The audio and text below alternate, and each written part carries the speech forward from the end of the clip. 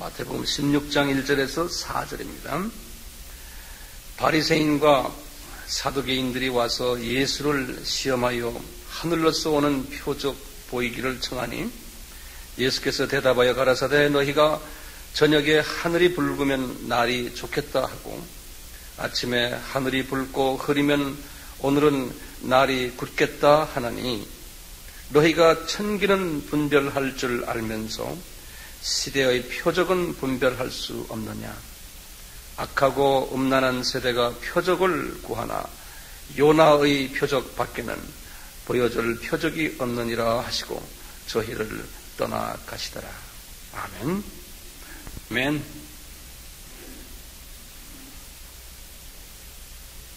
오늘은 마태복음 16장에서 18장 강해의 그 두 번째 말씀을 드리겠습니다. 제목은 요나의 표적밖에는 이라는 제목인데요. 지난 시간에 제가 이런 말씀을 드린 것이 기억나실 터인데요. 이 사복음서는 예수님의 제자들을 훈련시키는 하나의 훈련 교본이라 이렇게 생각하시면 되겠고 그 3년이 훈련 기간이라 이렇게 생각하시기를 바라고요. 그런 과정 속에서 마태복음 16장은 그 과정 속에서 중간기에 해당된다라고 제가 말씀했어요. 예수님께서는 그 중간기에 들어오시면서 구체적으로 하시는 말씀이 내가 언젠가는 십자가에서 죽었다가 3일 만에 살아날 것을 제자들에게 알려주시는 거예요. 그런데 이 사실을 알려주시기 위해서 본인이 직접 말씀하지 않으시고 여기 보면은 바리새인과 사두개인들이 예수님에게 그런 말씀을 하시도록 유도하시는 거예요. 그래서 하늘에서 내려왔다면 당신 우리에게 표적을 보여주십시오. 이렇게 유독해 하나님께서 하세요. 그러니까 주님께서 그분들에게 대답하기를 너희들은 천기는 분별하지만 시대의 표적을 분별 못하느냐 이렇게 대답하시는 거예요. 시대의 표적이라는 것은 뭐냐면 영어로는 the signs of the times 그래요. 내가 성육신하여 하나님이 내가 지금 여기 이렇게 와 있는 그 시대, 내가 그래서 여기저기에서 지난번에 말씀드렸지만 기적도 일으키고 내가 정말로 구속주로 왔다, 구원주로 왔다는 사실을 너희들에게 조금씩 보여주는데 그것을 너희들은 알지 못하느냐 이렇게 말씀하시는 거예요. 이분들이 알 수 있겠나요? 알 수 없죠. 제자들도 몰라요. 왜냐하면 유대인들은 이미 우리가 신명기에서 말씀드린 것처럼 오래전에 내가 말씀드렸죠. 의도적으로 하나님께서 예수님에 대해서 소수의 사람들만 빼놓고 눈을 감기게 만들기 때문에 예수님이 오셔서 봐도 그분이 과연 하나님인 것을 모르게 만들어놨어요. 그렇지만 예수님의 목적은 어디에 있냐면 제자들 보고 너희들은 알아야 된다는 거예요. 너희들은 내가 누구인지를 알아야 된다는 거예요. 그래서 주님께서 이렇게 말씀하시면서 그 4절에 이렇게 말씀했어요. 악하고 음란한 세대가 표적을 구하나 악하고 음란하다는 것은 예수 그리스도가 누군지를 모르는 그 세대, 구원주가 오신 것을 모르는 그 세대를 악하고 음란한 세대 그랬어요. 그래서 말씀하시기를 너희들은 눈에 보이는 표적이에요. 다시 말하면 영어는 이렇게 돼서 You look for miraculous sign 그랬어요. miraculous란 말은 뭡니까? 아주 기적적인 표현을 이야기한 기적적인 이런 표적을 너희들은 구하나 진짜 기적은 뭐냐? 하나님이 성육신하셔서 너희들을 위해서 십자가에서 죽으시고 다시 말해 3일 만에 살아나셨어. 너희들에게 생명을 준다고 하는 그 사건이 기적이라는 거예요. 기적이. 그러니까 너희들은 이 기적을 찾지 않고 딴 기적을 찾는다는 거예요. 네. 이 말씀이 지금 16장의 말씀인데요. 예수님께서는 12장에 가서 똑같이 한번 이런 말씀을 미리 하셨어요. 12장 38절에서 40절에 보면 이런 말씀을 하셨어요. 어떤 뭐라고 그러냐면 39절에 이런 말씀을 했어요. 예수께서 이분들에게 대답하여 가라사대 악하고 음란한 세대가 표적을 구하나 선지자 요나의 표적밖에는 보일 표적이 없는 미래형이에요. 내가 앞으로 요나의 표적을 너희들에게 보여주겠다는 거예요. 요나 사건은 과거 주전 800년 전 사건이에요. 그 사건이 무엇을 의미하나를 내가 너희들에게 한번 장차 보여주겠다는. 그러면서 하시는 말씀이 40절에 그랬어요. 요나는 밤과 낮, 사흘 밤이란 소리예요. 사흘 낮과 밤을 큰 물고기 뱃속에 있었던 것 같이 인자도 본인도 밤과 낮 사흘을 땅속에 있으리라. 이렇게 12장에서 말씀하셨어요. 이 말씀을 하신 다음에 다시 지금 16장에서 말씀하십니다. 그러면 제자들도 이 말을 몰랐어요. 뜻을 몰랐어요.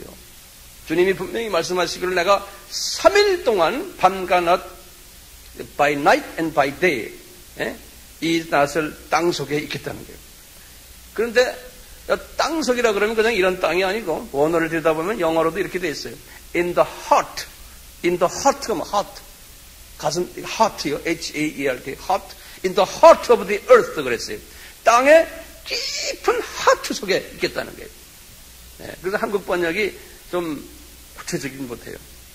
땅속 깊은 곳에 내가 사흘 동안 있겠다는 거예요. 이 말씀 잘 들어보세요. 자, 제가 오늘 이 땅속 깊은 곳, 이곳이 어디고 왜 주님이 거기에 계셨는지를 말씀드리려고.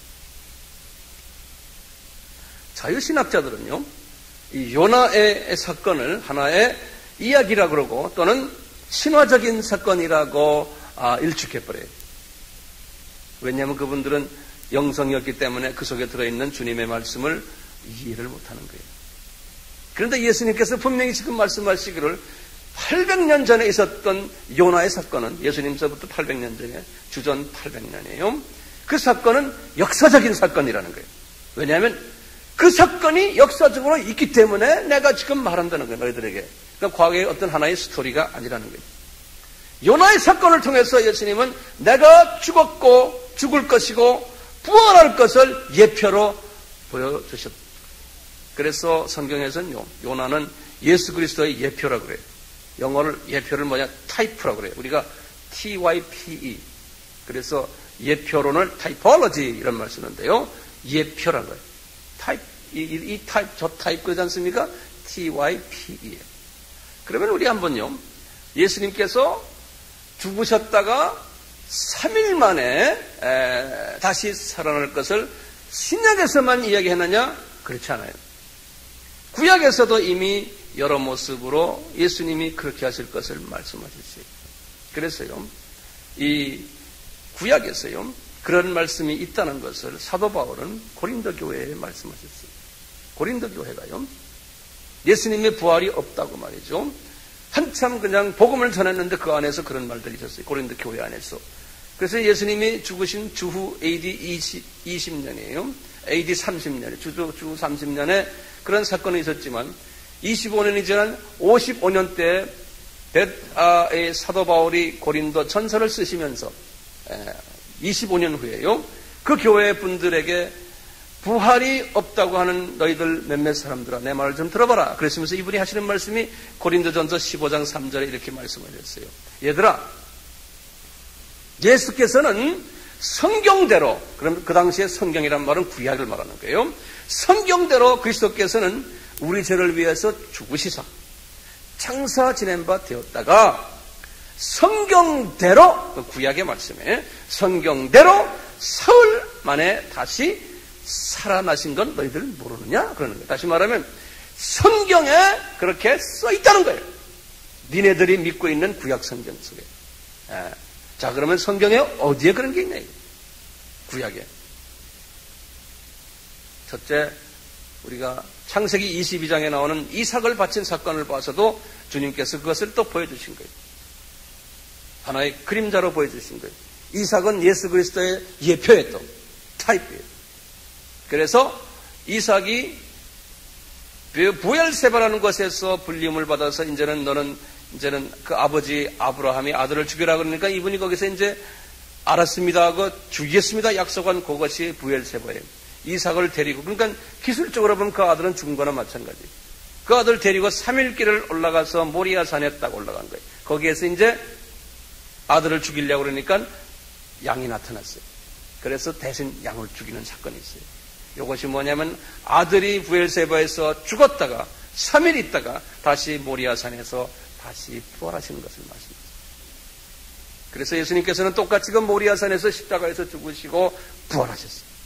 그래서 이미 이삭 사건을 통해서 하나님께서 이 3일 만에 부활하실 것을 알려주시고, 또 똑같이 노아의 방주를 통해서도 그래요.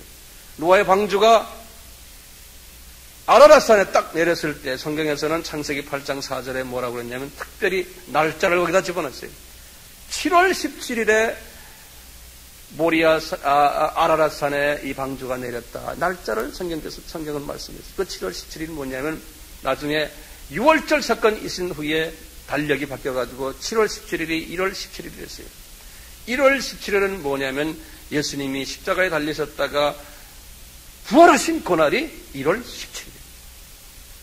다시 말하면 노아의 방주가 다시 한번 새롭게 살아나는 그 안에서 하나님의 백성들이 그 날이 1월 17일 예수님의 부활과 똑같은 날이죠. 그것을 주님께서 보여주셨어요.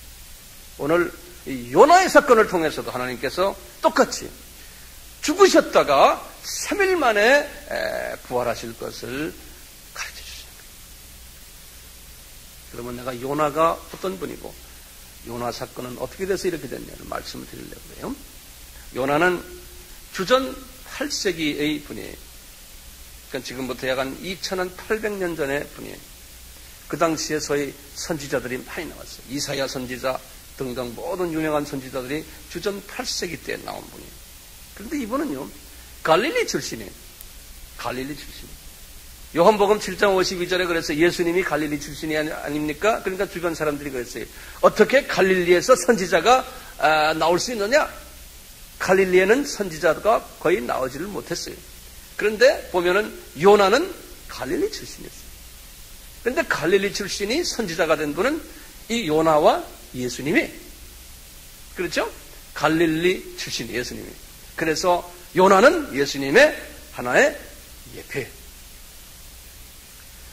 요나에게 하신 말씀이 니느웨로 가라 그랬어요. 니느웨는 지금 어디냐면요, 디그리스 강이 있는데 디그리스 강 저 상류에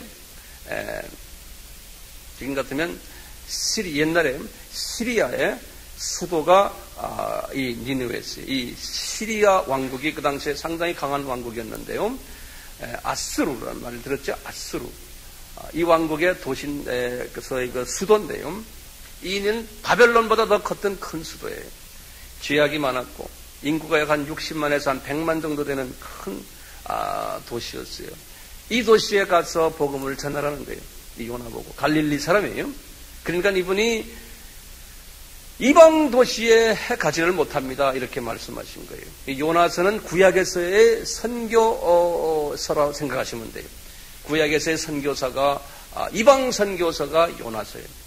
제가 이제 교회 있을 때 요나서 전체를 한번 내가 강의해 드릴 시간이 있겠는데요. 오늘은 그냥 간단하게 듣기만 하세요. 이분이 이방 나라에 가는 것을 싫어했어요. 그래서 주님의 말씀을 불순종했죠. 그래가지고 이분이 갈릴리 지방에서 남쪽으로 내려왔어요. 다시 말하면 이분이 갈릴리 지방 하면 지금 어디냐면 평안남북도 또는 함경남북도 그 지방에 우리나라를 딱 보면 지도상으로요. 이분이 그 출신인데 가라 그러니까 이분이 가기 싫어가지고 내려오는데요. 니느웨가 어디냐면 우리나라를 생각하면 니느웨는 저 북쪽에 하바로브스크요. 소련 땅 있지 그거보다 더 북쪽으로 생각하시면 돼. 니느웨가. 네. 그런데 안 가고 이분이 어딜 내려왔냐면 우리나라에 우리 같으면 요빠 하면 어디냐면 군산 정도 돼요. 군산으로 내려온 거예요. 군산으로. 네. 내려와서 딱 보니까 저희 다시스라로 가는 배가 있어요. 다시스가 어디냐면 스페인이에요. 스페인을 다시스라고 그래요. 그러니까 우리 같으면 지금 군산에 와가지고 어디 가는 데를 타냐면은 저 인도 가는 데를 타는 거라 생각하시면 돼요. 네? 아주 완전 동쪽으로 가라 그러는데 서쪽으로 지금 도망가는 거예요. 네? 그래서 그 배를 탁 타신 거예요. 군산에서 그 배를 탔어요. 네? 딱 타자마자 이제 황해 바다를 가는데 말이죠. 갑자기 막 여호와께서 태풍 태풍을 내리셨다고 그랬어요. 여호와께서. 그래서 이분이 그냥 배가 그냥 파산될 정도로 된 거 아닙니까? 그 사공들이 두려워가지고요. 이분들이 자기네가 잘못한 줄 알고 막 자기네 신에게 막 회개라는 거 아닙니까? 그래서 배를 가볍게 하려고 물건을 막 내던지고 말이죠. 막 이랬어요. 요나는 말이죠. 어떻게 했습니까?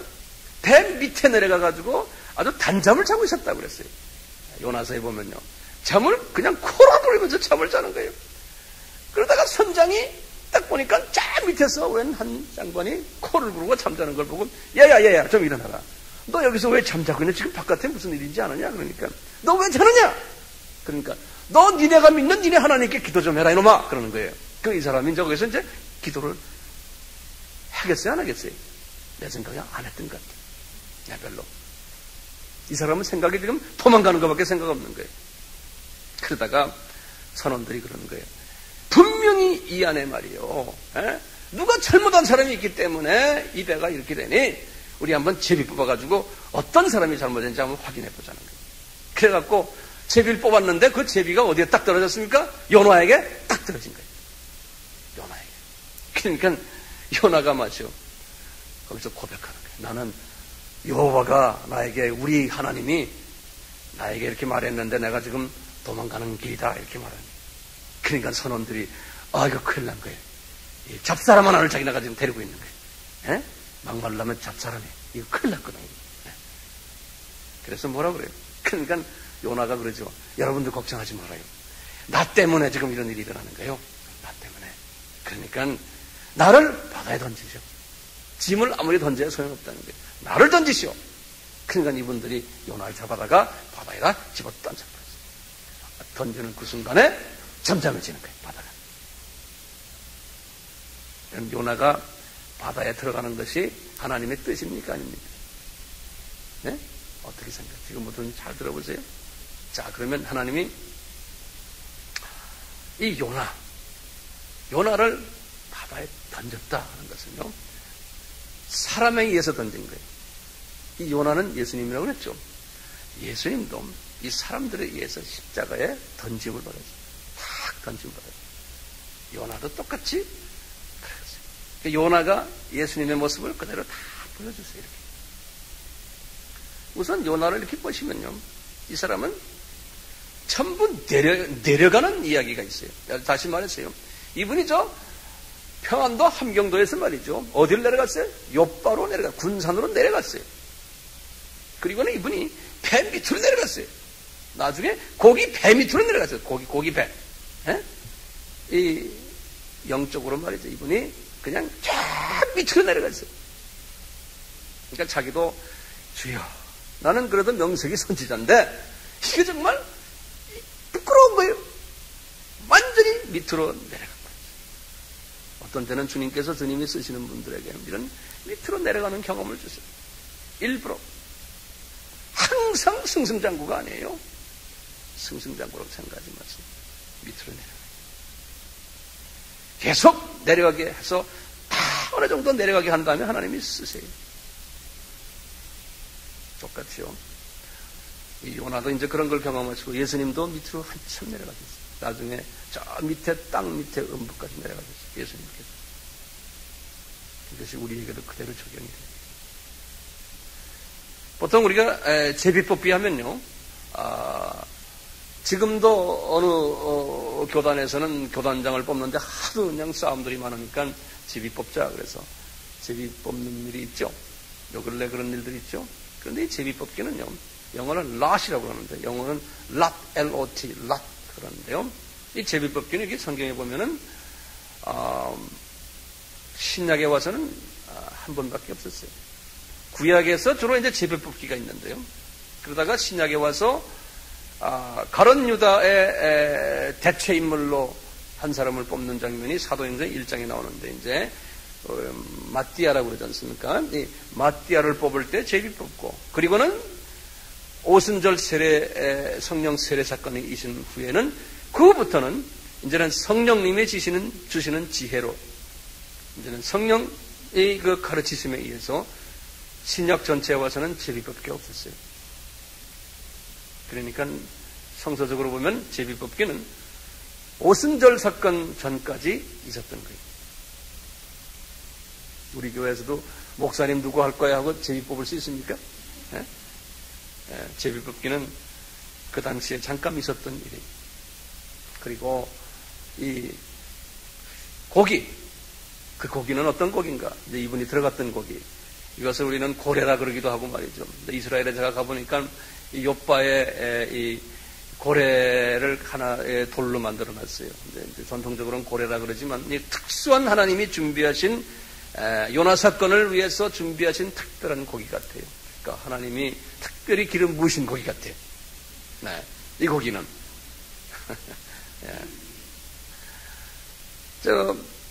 이 요나서를 보시면 이분이 어딜 내려갔냐면 우리 한국말로도 그랬어요. 여기 보면은 어딜 내려갔냐면 저 뱃속 수올의 뱃속에 들어갔다. 한국말로는 그렇게 써놨어요. 수올의 뱃속에 들어갔다고. 그래서 수올이란 말은 뭐냐면 영어로는 원어로는 뭐냐면 쇼올이라고 그래요. 어떻게 쓰냐면 SHOEL이에요. 그거 좀 적어놓으세요. 지금 내가 말씀드린 거 좀 적어놓으세요. SHOEL. 그걸 그대로 한국말로 번역. 이게 헬라 말이 아니고 히브리 말이에요. 그러니까 유대인들의 말이에요. 쇼올 그래요. SHOEL. 쇼올 그러는데요. 한번 발음해 보세요. 쇼올. 쇼올이에요. 쇼올. 이것이 신약에 와서 그리스 말로, 신약은 그리스 말이거든요. 구약은 히브리 말이고요. 그리스 말로 뭐라고 번역이 되어 있냐면 하데스라고 번역되어 있어요. HADES. 하데스. 이 쇼올이라는 뜻은 무슨 뜻이냐면은 죽음이란 뜻이에요. death. 죽음. 네. 그래서 한국말로 하데스를 뭐라 번역했냐면요. 음부라고 번역을 했어요. 음부. 한국말로는요. 음부라고. 어두운 곳이라는 소리예요. 그것을 더 구체적으로 신약에 와서는요. 그것을 다른 말로 위치, 장소, 위치에 관계돼서 성경에서는 그 말을 그리스 말로 뭐라고 또 번역했냐면 아비소스라고 그래요. 아비소스라는 말로 표현했는데요. 아비소스라는 말은 그리스 말인데요. 이것을 영어로는 뭐라 표현해? 아비스 그랬어요. ABYSS. 아비스 그랬어요. 이것도 음부라고 번역이 되어 있어요. 한국말로. 그리고 똑같이요. 또 성경에서는 다른 말로 또 표현했어요. 이 표현을요. 뭐라고 했냐면 무저갱이라고 또 표현했어요. 성경에서는. 그것을 영어로는 뭐라고 하냐면 the bottomless, bottom, 밑바닥이라는 소리예요. bottomless, L-E-S-S, 없다는 소리예요. bottomless pit, P-I-T 그랬어요. P-I-T라는 말이 뭐냐면 구덩이라는 소리예요. 이 땅을 파고서 보이는 구덩이 있지 않습니까? 그걸 pit라고 그래요. 영어로요. 이게 광산에서 나오는 말인데요. 그래서 미국에 보면은 피츠버그라는 단어 도시들 있죠. 피츠버그, 버그란 말은 독일말로 벨리지라는 소리거든요. 네, 그래서 피츠버그는 이 구덩이가 많은 피츠버그, 복수형이에요. 구덩이 많은 동네 그런 소리. 그게 뭐냐면 옛날에 광산 지역에 여기저기 다 땅을 파놔서 여기저기 구덩이 많잖아요. 그래서 피츠버그, 펜실베니아 그러면 구덩이 많은 광산 도시다 이런 소리나 마찬가지예요. 네, 그래서 피츠버그 그랬어요. 똑같이 PIT, 다시 말하면 무저갱을 뭐라고 그랬어요, 영어로? The bottomless pit. 그런다. PIT. 이렇게. 무저갱. 자, 그러면 이거 왜 이렇게 말하냐면, 이 음부가, 쇼올이 과연 어디 있느냐, 이게. 어디 있느냐. 보면은, bottomless pit이라고 해요. 밑바닥이 없는 그 음부라는 거예요. 밑바닥이 없는. 그것을 보면요, 이제, 오늘날 신학자들이 그러면 이것이 어떻게 이해되느냐? 음부의 위치가 어디냐 할 때 두 가지 표현을 해요. 학설이요. 하나는 뭐냐? 저 공중 어디에, 저 공기 속에 또는 우주 속에 어디에 있다라고 보는 학설이 있고 또 한 학설은 이 지구의 아주 가운데 있다라고 보는 거예요. 그런데 성경에 보면 지구의 가운데 있어요. 요 지구, 우리가 살고 있는 지구, 요 가운데. 지구의 가운데.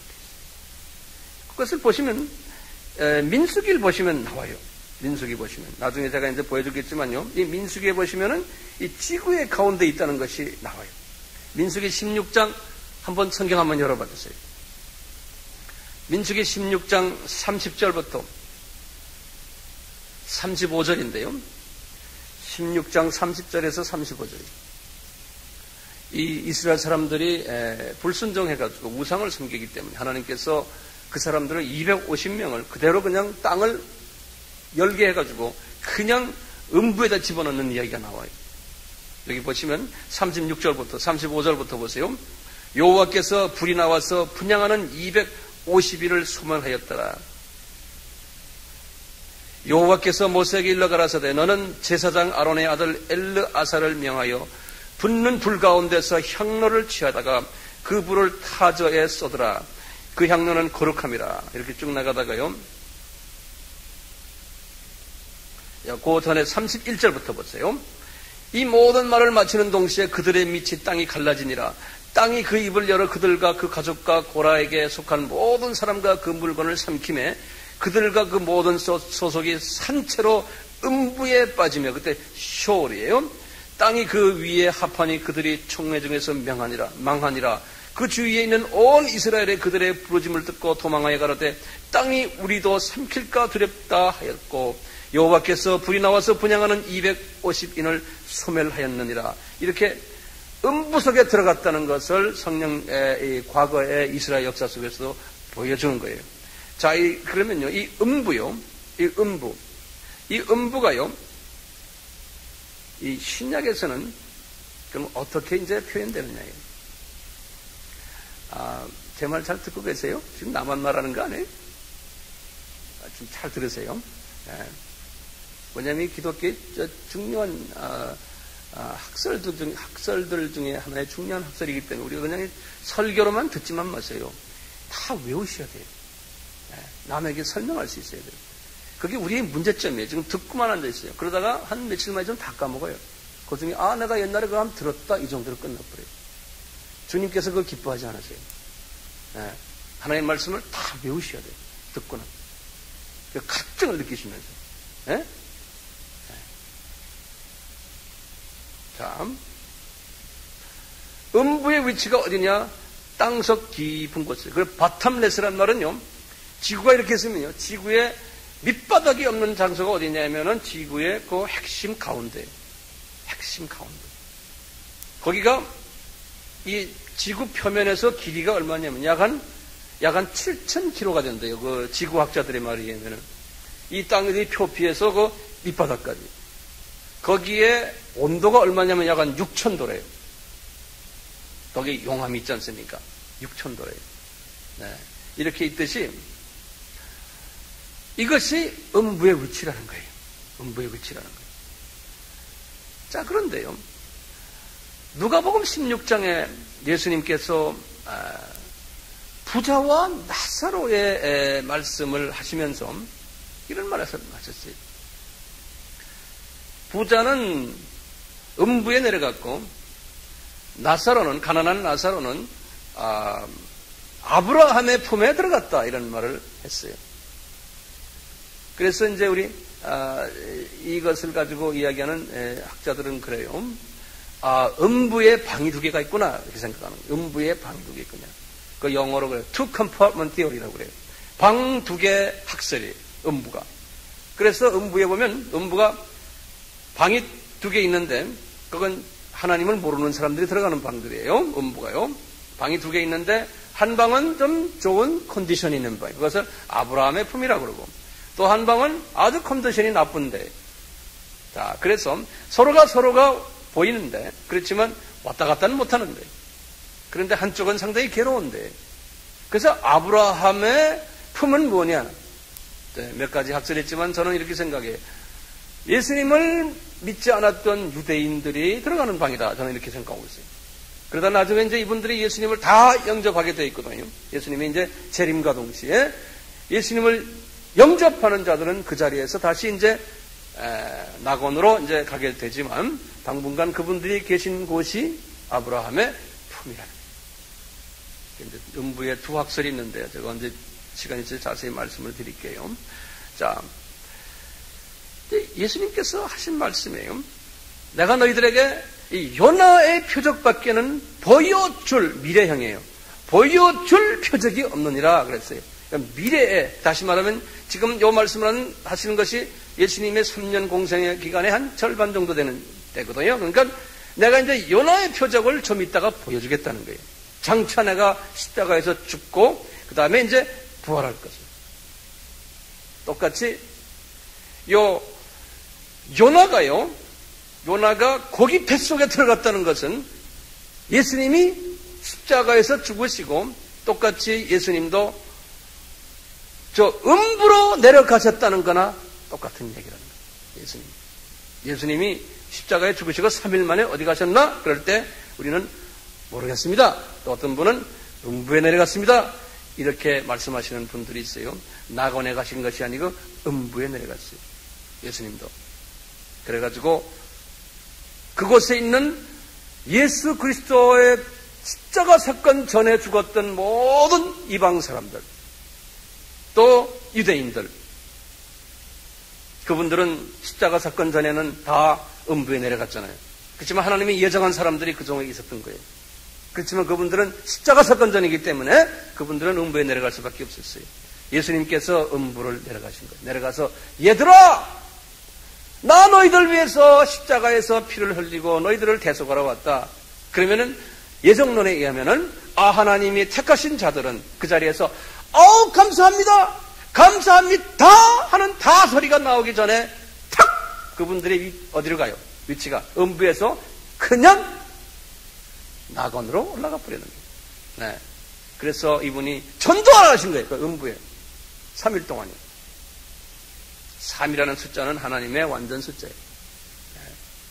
그래서 베드로전서 3장 18절에서 19절에 분명히 그렇게 말씀하셨어요.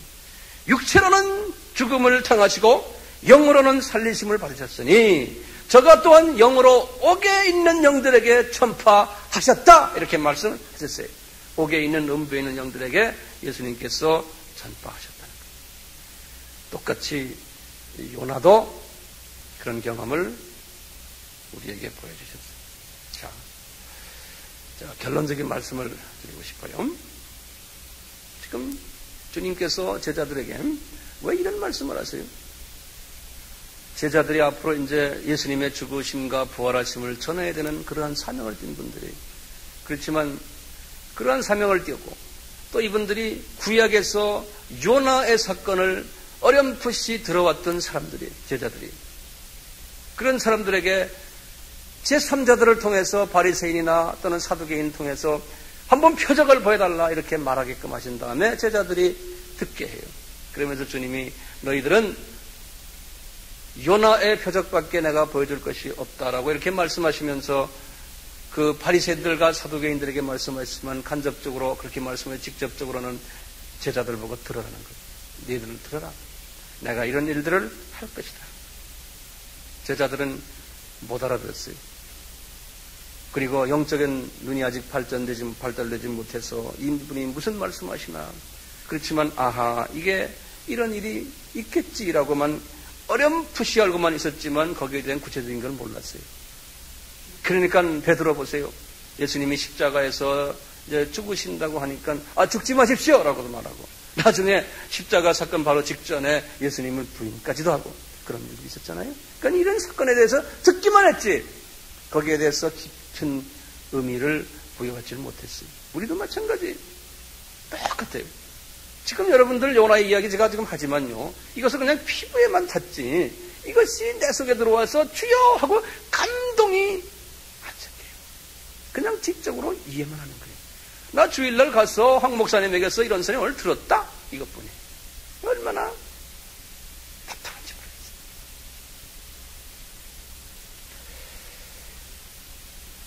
주님은 우리 인간이 가지고 있는 이런 약점을 아세요.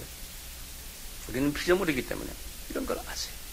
그렇기 때문에 제자들을 3년이라는 기간 동안을 택하셔가지고 훈련을 시키신 거예요. 이 엄청난 하나님의 마음을 말이죠, 인간이 말이에요, 단숨에 알 수가 없어요. 단숨에 알 수가 없어요. 그분의 그 크심, 크기, 깊고 높고 넓고 긴 엄청난 그분의 마음을 우리 인간이 단숨에 알 수가 없어요. 안다고 하는 것이 교만이죠. 그러니까 주님께서는요, 이 엄청난 구원의 그 마음, 창세기 3장 15절부터 시작해서 여자의 후손으로 내가 내려와서 하면서 구약 전체 4,000년 동안 우리에게 조금씩 단계적으로 가르쳐 주셨던 그 복음의 깊은 하나님의 뜻, 하나님의 마음을 인간은 알 수가 없어요. 그러니까 하나님께서는 구약에서도 말하고요, 단계적으로 천천히 동물을 잡으면서 이것이 너희들 이것 통해서 너희들이 죄가 사함 받는단다 이런 식으로 해서 계속했어. 그냥 그러다가 너희들 성막을 지어라, 거기에서 또 이거 해라, 나중에 성전을 지어라, 거기서 그거 해라. 나중에 주님께서 성전을 딱 보시면서 이 성전이 나다 그러면서 이 성전을 허물어라, 내가 3일 만에 다시 세우리라 이렇게 말씀해도 이분들은 몰랐다고 그랬어요. 무슨 소리인지. 나중에 예수께서 죽으시고 3일 만에 부활하신 그 후에 아하 그것이 뭔지 알았다 그랬어요. 똑같이 요나를 통해서도 마찬가지. 지금 주전 800년 전에 요나를 통해서 예수님의 이 죽으심과 부활의 사건을 알려주지만 구약 사람들은 몰랐어요. 그게 뭔지. 요나가 예수님의 표상이라는 것도 몰랐어요. 지금 예수님께서 말씀하시기로 내가 너희들에게 이 요나의 표정만 보여주겠다. 그런데도 제자들은 그것이 뭔지 몰랐어요. 똑같이요. 하나님은요, 우리 인간이 너무나 약하기 때문에, 피조물이기 때문에 너희들은 나의 이 엄청난 비밀을 받을 수 있는 그릇이 아주 제한되어 있다는 거예요. 그렇지만 너희들 그릇이 조금씩 커질 수 있다는 거예요. 그것은 시간을 요한다는 거예요. 시간을 요한다는 거예요. 그래서 주님께서는 그래요. 내 안은 성품이 오래 참는 성품이 있다. 그러니까 너희들이 내가 누구란 것을 깨닫기 위해서 내가 계속 참으면서 스텝 바이 스텝 점진적으로 너희들은 내가 누군 것을 수용할 수 있는 그릇이 된다는 거예요. 조금씩 한꺼번에는 안 된다는 거예요.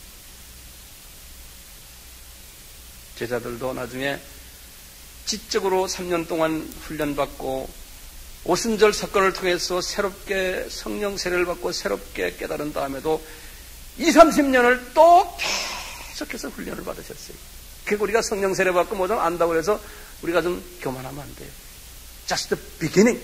시작이. 항상 우리는 내가 시작이다. 라는 것을 항상 생각하세요. 그러니까 주님은 겸손한 자를 사랑하세요. 우리 인간 교육도 마찬가지 아닙니까? 유년주일학교부터 시작해서 또는 초등학교 1학년부터 시작해서 학년 따라 올라가잖아요. 어떻게 아무리 똑똑하다고 해서 대학을 집어넣을 수 있습니까? 안 돼요. 수학도 더하기 빼기부터 해야 돼요. 그래야 미적분을 나중에 할 수 있어요. 순서가 있어요. 이런 말씀을 이렇게 보면서요, 우리가 이 주님의 마음이 나의 속에 들어와 있으려면 나도 내 삶 속에서 여러분들도 마찬가지죠. 우리 모두가 다 제한된 그릇들이고 우리는 모두가 다 온전하지가 못해요. 그리고 아주 좁은 그릇들이에요. 적은 그릇들이에요. 아주 얕은 그릇들이에요. 그렇기 때문에요, 우리가 사물을 볼 때나 또는 내 형제 자매들, 특히 우리 여러분들이 자녀들을 보실 때 저놈은 이제 시작이야. 예를 들어서 티네이저 자녀들이 지금 내 속을 썩여. 그러면 저놈들 지금 자라는 과정이야. 내 나이 50이 돼도 아직도 자라고 있는데 저놈도 지금 자라고 있어. 그래서 자녀들이 좀 잘못 가도 그냥 주님 계속 키워주세요. 이렇게 해서 주님의 마음을 가져간 거예요. 안타까워하지 마시고, 그냥 우리 주님은 제자들이 나중에 엄청난 주님의 일을 할 사람들이에요. 그렇지만 어릴 때의 모습을 보시고는 3년 동안은 그냥 이렇게 눈을 감아주시고 그냥 기다리시고 그러면서 간접적으로 가르쳐주시고 조금씩 요나의 표적밖에 내가 말할 거 없다 해도 알아듣긴 뭘 알아듣든 못 알아둬요. 그렇지만 그냥 한번 그냥 우리가 이슬비를 내리듯이 한번 내리는 거예요. 그래 놓고 나중에 이슬비는 조금씩 이렇게 내리지 않습니까? 우리 주변의 사람들을 다룰 때도 그래요. 저도 그래요. 우리 이제 교인들도 그렇지만 특히 이제 우리가 매일 같이 생활하는 우리 스태프들을 보면서도 그래요. 주님, 우리 저 아들이, 저 딸이 큰 하나님의 계획 속에서 지금 이렇게 자라고 있군요. 그러니까 조금 좀 부족한 부분이 있어도 제가 그냥 끼워놔주고, 왜냐하면 이 파이널 프로덕트, 자라고 있는 그 모습, 앞으로 이제 자라나서 어떻게 할 것을 내 눈으로 보이거든요. 보이니까, 그것이 보이니까요, 그 비저너리 맨들은 그게 보여요. 그러니까 있는 그대로, 주님, 더 자라게 하세요. 더 자라게 하세요. 그리고는 안아줄 수가 있는 거예요. 우리 주님이 그러지 않습니까? 주님은 제자들한테도 그랬죠. 이 제자들이 베드로야, 너 지금 날 부인하고 그러지만 내가 너를 나중에 네가 십자가에서 거꾸로 못 박을 때까지 너의 모습을 내가 다 보고 있다. 그렇지만 그게 한꺼번에 되는 게 아니라 우리가 인간관계에서도 마찬가지. 특히 우리 교인들 관계에서 내 자기 자신을 보면서도 주님 나는 지금도 계속 자라고 있습니다. 그러니까 그걸 보지를 못하는 사람은 남을 정죄 잘해요. 금방 정죄해요. 나하고 좀 다르고 저 사람 좀 이러면 그대로 그냥 막 짚어내는 거예요. 그런 사람은 이런 비전을 가진 사람이 딱 볼 때는 저 사람도 잘하고 있구나. 그렇게 안 보여요? 제 말께 알아들으세요? 그러는 거예요. 하나님은 어떤 때는요, 요나처럼요, 실수하는 것을 허가하세요. 자라나라고. 엄청난 실수도 하게끔 하세요. 우리는 주님 나에게 죄 안 짓게 나 좀 해주세요. 좋아요. 그래도 자꾸 줘요. 하나님은 실수하도록 허락하세요. 너 한번 해봐라 이놈아. 네가 온전치 않다는 것을 하나님이 보여주세요. 그러나큰 그 실수 때문에 마음에 아픔을 가지게 하시면서 그 실수를 잡으셔서 하나님이 사용하세요. 요나도 마찬가지. 하나님은 요나에 대한 큰 그림이 있었어요. 이방 느네웨에 가서 복음을 전하는 선교사로 쓰시려고 그래요. 나중에 마지막 4장에 가면 선교사로 쓰신 장면이 나와요. 그렇지만 그 사람이 선교사로 되기 전까지 하나님께서는 업앤다운 훈련을 시키는 거예요. 업앤다운. 그래서 아주 마음이 가난해지고 이방 사람에 대한 그 마음을 가지게 하고 이방 사람을 사랑하는 마음을 가지게 하고 유대인의 그 아주 독특한 교만을 다 꺾어버리게 하는. 왜냐하면 그거 꺾으려면 이분이 하나님 앞에 코가 낮아져야 돼요. 완전히 코를 낮춰놓고는 하나님이 쓰시는 거예요. 그러니까 코가 높아지는 경험만 자꾸 하면 그 사람 하나님이 안 쓰시는 사람이에요. 낮아져야 돼요. 계속해서. 그러니까 우리는요, 내 주위에 이렇게 보면 어떤 사람은 지금 코가 낮아지는 단계에 있고 어떤 사람은 조금 올라간 단계에 있고 이게 막 보이지 않습니까? 보이지 않습니까? 그러니까 모든 사람을 어떤 상황에 있더라도 내가 그분을 위해서 오래 참고 참아주고 이해해주고 용서해주고 자비를 베풀어주고 에브리바디가 모두가 다 지금 막 이렇게 톡톡톡 튀며 쳐라는 과정이에요. 그러면서 영안원을 딱 보면 하나님이 저 사람은 앞으로 어떻게 쓰시려고 마지막 작품을 어떻게 쓰시려고 저 사람 하나님이 하시는구나. 그걸 막 보는 거예요. 제가 지금 막 보이는 거예요. 여러분들 보이세요? 내 눈은 조그마지만 그게 보여요. 그게 보여요.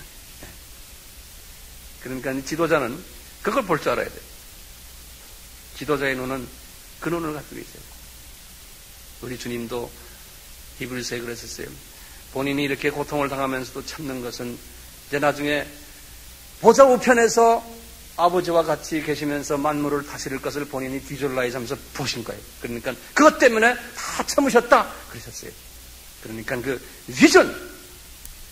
비전을 우리가 볼 줄 알아야 되고 그 비전을 보는 사람은 모든 사람들과의 관계에서 이런 인내를 가지고 자녀들도 그렇게 보시고 파트너들도 그렇게 보시고 주변에 있는 친척들 누구 속썩이는 사람에서 저 사람 나를 통해서 안 그러면 저분이 나를 훈련시키려고 나를 저 사람이 저러는 거 모든 것을 다 그렇게 보는 거예요. 보고는 모든 일에 감사하라고 했잖아요. 주님 감사합니다. 주님 감사합니다. 나의 그릇을 더 크게 하기 위해서 이렇게 다 보여주시는 거예요. 이렇게 마음 먹는 사람. 그러면 주변에 문제가 있어도 그것이 문제로 나중에 안 보이고 감사로 보이게 되고 주님 앞에 감격으로 보이게 되고 그러면서 내가 한 걸음 한 걸음 주님과 가까이 가게 되고 그런 사람을 하나님이 쓰셔서 주님이 원하시는 지상명령을 하게끔 하세요. 그런 사람이 빛이고 소금이고 빛의 역할을 할 수가 있어요. 그래서요, 그런 사람은 마음에 평강이 있어요. 파도는 쳐도 마음에 평강이 있어요. 왜냐하면 그릇이 크기 때문에. 우리 모두가 그런 사람 됩시다. 네? 좀 눈을 좀 크게 뜨시고, 눈에 잠깐 보이는 이것만 가지고 이렇다 저렇다 그러지 마시고 좀 크게 눈을 뜨시길 바라요. 우리 주님의 눈이, 우리 주님께서는 요나의 사건을 통해서 이것을 우리에게 보여주셨어요. 그렇죠?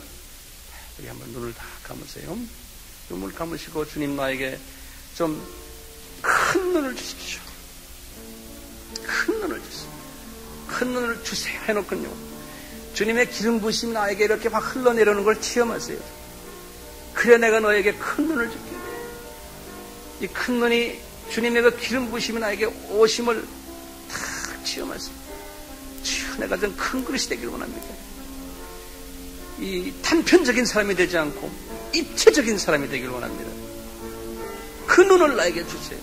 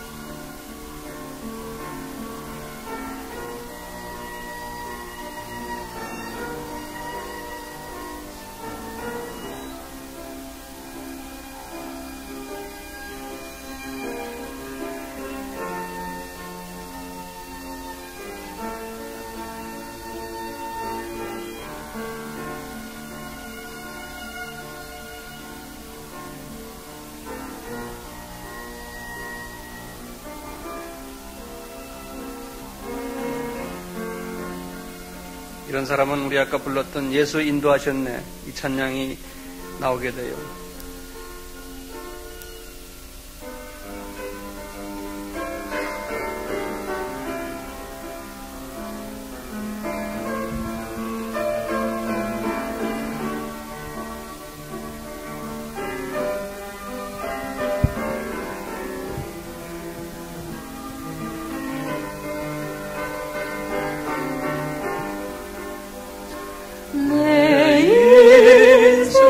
요정 끝내요 강 건너 언덕 이를 때 하늘만 향해 멀어리 예수 인도하셨네 매일 발걸음마다 예수 인도하시네 나의 무거운 짐을 모두 벗고 하는 말 예수 인도하셨네 내가 씹어뛸 인생을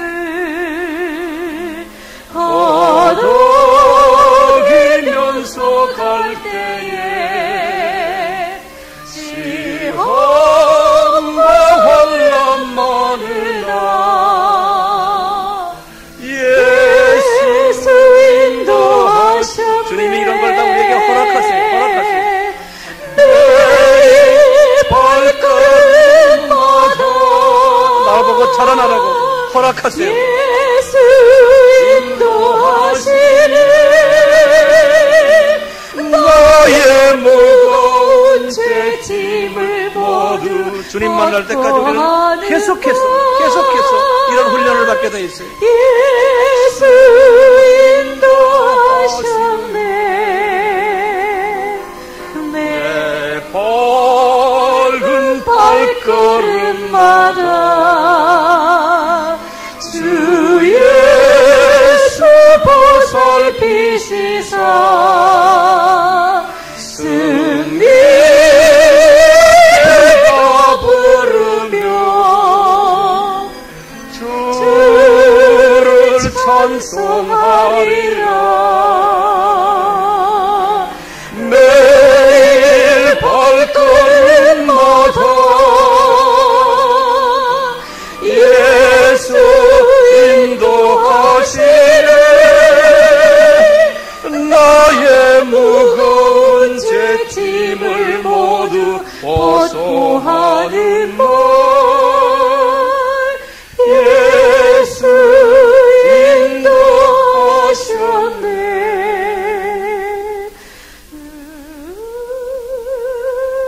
하나님을 사랑하는 자, 그 뜻대로 부르심을 받은 자에게는 모든 것이 합해서 선을 이루노니라.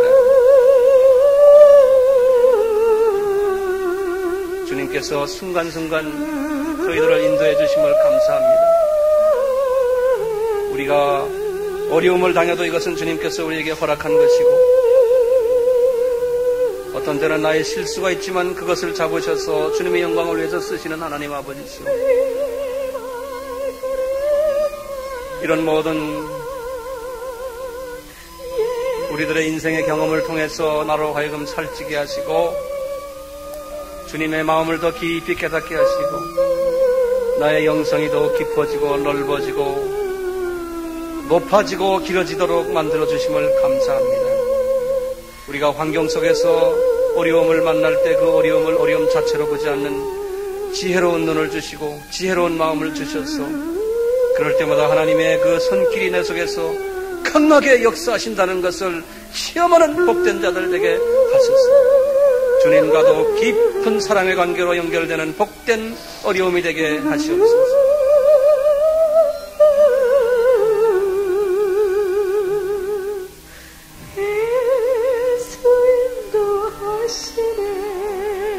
지금은 예수 그리스도의 무한하신 은혜와 하나님 아버지의 극진하신 사랑하심과 성령님의 위로 주심이 우리 모두에게와 미전도 지역에서 사역하는 주님의 모든 종들과 거기에 주님의 백성들 위해 지금부터 영원히 함께 할지어다. 아멘.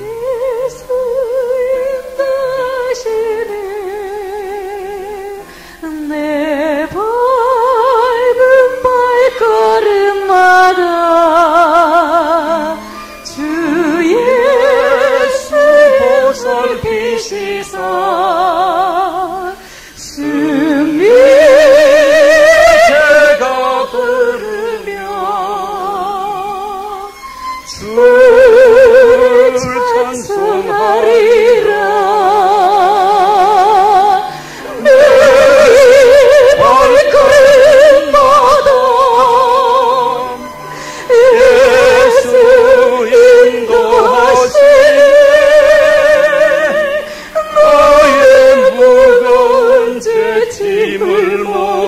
벗고 하는 날 예수 인도하셨네. 이 고백이 우리 모두에게 임하기를 예수님의 이름으로 축원합니다. 아멘. 주 안에서 승리하십시오.